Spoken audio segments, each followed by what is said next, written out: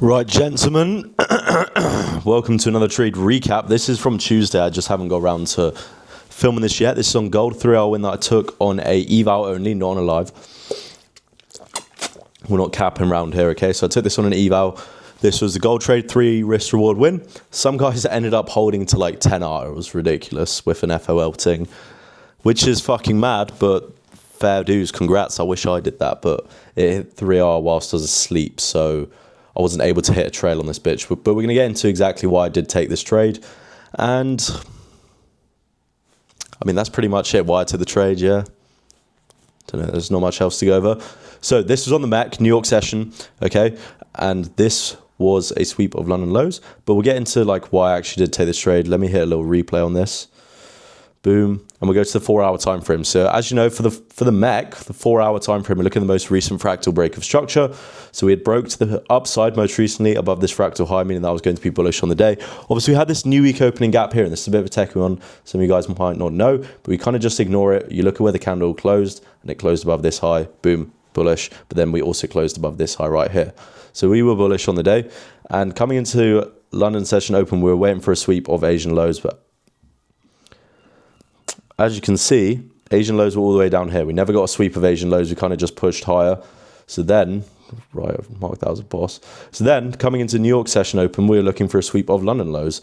And we had them marked out right here. It was the candle that was on 8 a.m. That belongs to the session on the right. The vertical candle on the vertical line always belongs to the session on the right. So we wait for a sweep here. Obviously, that's step number 1. Now, this candle right here did actually sweep. For me, if it's an equal low or like, that's what the ICT guys would call it, or if it's just on the exact same price point, that counts as a sweep.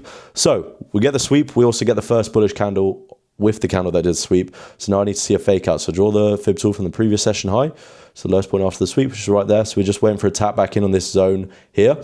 Or we are looking for a break of structure on the 15-minute time frame, which I think we ended up getting. Yeah, so it was a break on the 15. That happened first.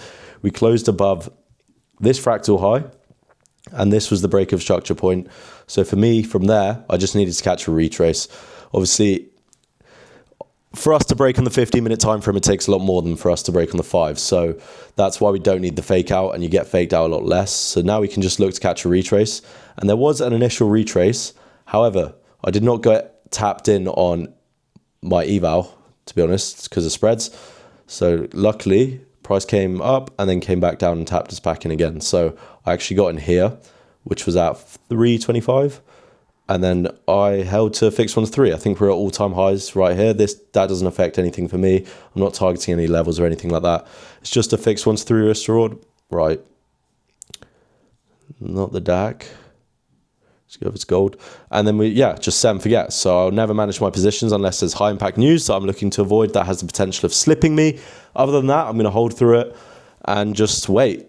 TP or SL, so the only time is high impact news that has the potential of slipping me, or Friday at 8 p.m. Obviously, due to the new week opening gap, you can get slipped a lot on that. And also a lot of prop firms don't actually allow you to trade and hold through that over the weekend. So this was full TP hit right here with this nice candle.